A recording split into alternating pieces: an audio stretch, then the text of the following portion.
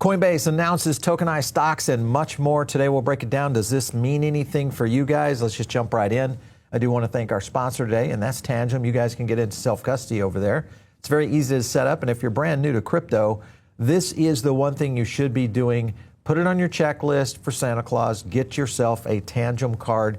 They're very inexpensive, but yet at the same time, one of the most secure, if not the most secure, crypto hardware wallet out there. Very simple to set up. I will vouch for this. It does not take long. I just set one up the other day for a friend of mine. 3 minutes, he was up and running. He got the 3-card set in the stealth version. He loves it.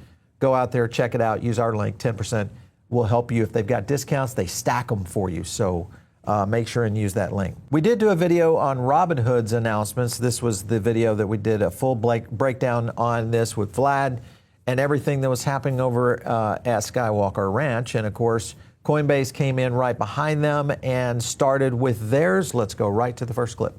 Stock trading is now available on Coinbase. And after just a few taps, I can buy NVIDIA using USDC. And the best part is that you only need one account. All right, so let me know in the comments, would you guys use Coinbase to buy stocks? You know, now that, I mean, because many of you are buying stocks elsewhere, maybe it's a Webull or Robinhood or who knows where, but would you use Coinbase to buy stocks? Drop some comments down below. Let me know if you would. I'm kind of curious. How is this going to work on Coinbase? If you look at the example here in terms of maker-taker fees, Coinbase a little bit higher than some of those out there. Obviously, will be higher than DeFi, but I'm kind of curious what this is going to be for actual fees to trade stocks out over there on Coinbase. I'm sure they're going to be somewhat competitive with the market. We'll know when this all releases. Now, we had Coinbase on the show not too long ago. This was, of course, an example of some of the fees that they're paying just to buy ETH over there. Not necessarily winning the ETH wars in terms of fees, but again, most people, if you're at Coinbase, you're probably using it for security purposes, or are you? Let me know. Xstocks, of course, also did a big announcement that is going to be very competitive to Coinbase in terms of tokenized stocks. They, of course, have already started to really accelerate, and of course, fees there will be the big issue. I think that's going to be something that we'll have to see how this plays out in the market between the two.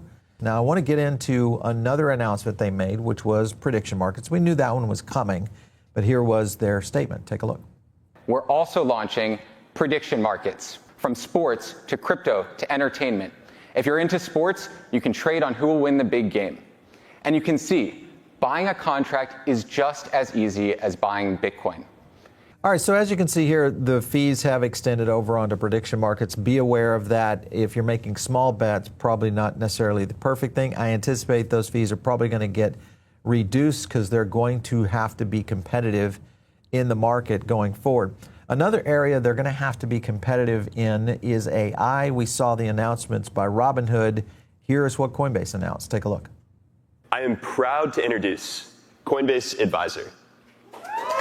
It can even spot the opportunities you never would have thought to ask about. I'll ask the AI to build me a portfolio. This AI model is actively curated by a team of portfolio managers with 75 years of combined experience. Looks like it's recommending Bitcoin, Ethereum, and USDC Lend. The portfolio looks pretty good and honestly makes me more bullish on AI. This story about how Vanguard and Bank of America are expanding access to ETFs gives me advice around dollar cost averaging into Bitcoin over the next several months. One thing that is going to be necessary by all of these exchanges is a very effective AI tool. Now, I see that, you know, this was more of a corporate presentation. I get it. It's very early, but they are going head to head with Robinhood. So they are going to have to be able to get a competitive landscape in place. So you would think that Coinbase would, of course, engage virtuals. Virtuals, of course, is one of the best out there. The problem is that I don't necessarily think that virtuals is going to be the model that they choose, mainly because of the situation that we could be dealing with fees. Now, here's Jensen talking about virtuals and how they're growing. Take a look. If an agent helps facilitate a $100 trade, so he charges $1, we then take 10 cents of the entire transaction as revenue to ourselves. Yeah, so that one, it's growing exponentially. This is the one I mentioned, like last weekend, it was like 100 million. Today, which is a Wednesday, it's 20% in like 2 days, right? So it's a fresh hockey stick chart that we're seeing. So it's a winner takes all environment. Like today, we are the number one agentic launchpad in the entire crypto space. We've even seen it all the way to prediction markets that can natively create liquidity pools for you for any kind of topics that you're trying to bet on. That, I think, would be the way that they could really take an edge over Robinhood. And it's intriguing that they have not gone that direction. So maybe there are some other issues, or maybe they have a roadmap that has some other plays yet to come out within their AI advisor side of things. One thing I wanted to kind of, coming off that clip there, is take a look at where Virtuals is in terms of trading volume. Virtuals in the ecosystem. This, of course, you see it right there, almost 10% of base tokens on SEX indexes. And then you can get up to 30% of the X402 volumes, which we've talked about before. If you haven't watched that video, go back and check out the X402 video. 22% of unique users on X402 all time.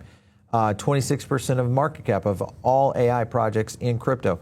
And again, most of that liquidity has been housed on Base. So they're taking up a large percentage of that. Maybe they're seeing that, and I'm saying they, mean Coinbase, are seeing that to reroute the strategy on AI of how they're going about it. So a lot of things in the pipe here for sure. All right, this happened just a couple of weeks ago. This, of course, was totally talking about migrating Base apps to Solana. Otherwise, basically, the alignment doesn't work. Then, of course, they made the announcement that this is actually happening now for Coinbase. So take a look. You can now access millions of assets through decentralized exchange trading on Coinbase, including on Solana. We're launching equity perpetuals. We're also launching a new token sales platform on Coinbase, enabling traders to get early access to the most popular projects in crypto before they launch. This is pretty cool, guys. Come on. All right, so, I think most people probably realize Solana and Coinbase have not been great bedfellows, and that's been an issue that has been out there for a while. I mean, they do, if you go look at the fees right now, Solana has never been really highlighted as a low-cost chain. In fact, most of the time, they're more expensive. You can kind of see there in the comparison of some of the top chains. So it's not a community that has been embraced by Coinbase, and this is something I think hopefully will change over time. Let me go to a clip here because this is where they are launching other tokens on the Base app. Take a look. Jesse Pollock. I'm Jesse Pollock, the creator of Base. The Base app experience has been invite only. And today, we're announcing that the beta is over and the new Base app is officially available to everyone everywhere. And the early results, they've blown us away. People are trading 5 times more with the new social feed. So when you look at what Jesse was talking about is that first Base has come out of the beta version of it. But at the same time, if you look at the social aspect of the app, which was really kind of its claim to fame, this is the Zora network that runs it. And you can kind of see the clip right there that, of course, we saw back in April, very high in uses, but we have not necessarily seen active users maintain over this last little bit. Of course, now holding less than 22,000 active users. So this is something that may grow, in sense of maybe it took too long to get it rolled out for active users to really experience it. Maybe this will start to grow again. It's also timing within the market itself. I think there's been a lot of disinterest around just crypto just because of what we've seen in terms of price action. So a lot happening out there that could change for Base in general.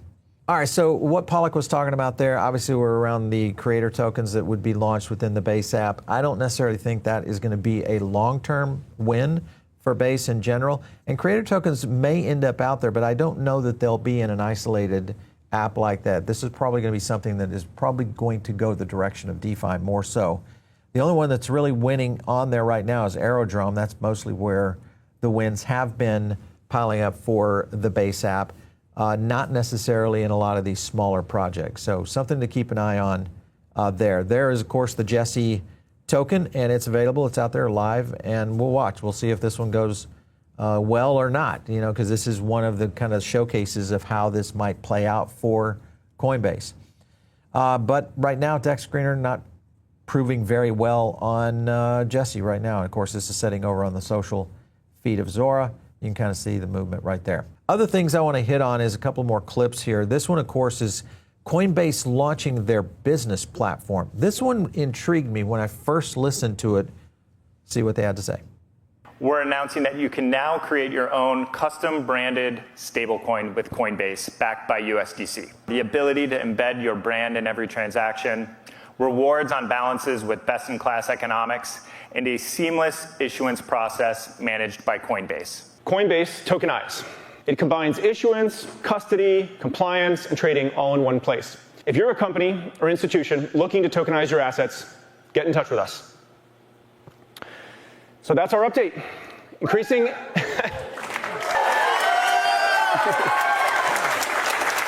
All right, so it's coming, is basically the news there. But the competitive landscape of this is a little bit heated right now because Global Dollar Network is already kind of going in this direction with a lot of pretty significant partners, obviously Robinhood being one of them, Kraken, OKX, et cetera.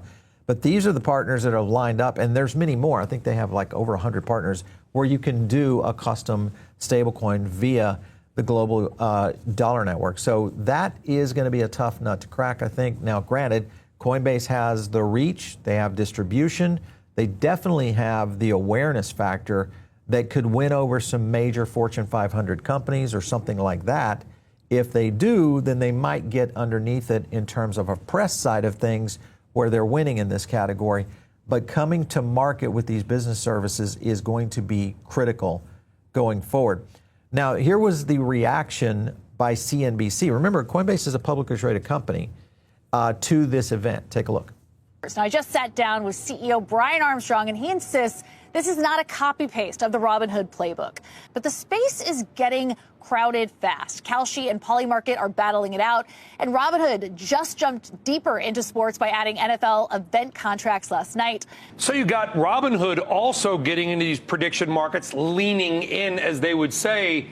Is this like the next big battleground for the retail trader? Absolutely. Coinbase is looking at what Robinhood has proven out over the past year. More than 11 billion event contracts traded. Its fastest growing product by revenue ever in Robinhood's history. Its stock is up more than 200% year to date. Meanwhile, Coinbase is in the red, down about 5% on the year. Who do you guys think is going to win this? Because this is a battle that is and has been brewing for some time. And another area that is going to play into this is maybe how the business side of it comes in, because no one's really cracked the code on that. If you look at what Ripple is doing on the business side of things, you can kind of see, obviously, the connectivity that they've been able to put together through acquisitions. This may end up being something very unique because they've already started to go in this direction with the adoption by Amina Bank. Now, this is the one of many to where literally the full banking is now operating within a Ripple payment system. If that starts to go into a model where any bank could integrate into this, you could see a new payment system coming to, an app or even your bank model overall, which would speed things up. This is the big problem with banking right now, especially on business banking, that everybody has dealt with. So this is, and I think the CNBC host is right, the market is getting very crowded. Now, is it early enough for one of these to take a pole position? Robinhood has fewer crypto assets and has been trading stocks longer. Coinbase has more crypto assets, but is just now getting to trading stocks. So it's really, where is the market going to come from? Is it more stock traders trading crypto or more crypto traders trading stocks? That's what you're dealing with right now between these two titans. And of course, I think all this really boils down to one thing: the experience that you guys are going to get, the fees, which are going to become more important than ever, and delivering on what you promise. I'm talking to you, Vlad. And that is delivering on some of the things that we keep hearing about: Robinhood banking and, of course, the credit cards everybody wants. So we'll see how all this plays out in 2026. The battleground is set. And the way you can learn more about that is joining our own private member group, the Barron Market Edge. Just jump in with the link down below. Follow me on X @Paul Barron. We'll catch you next time right here on The Paul Barron Show.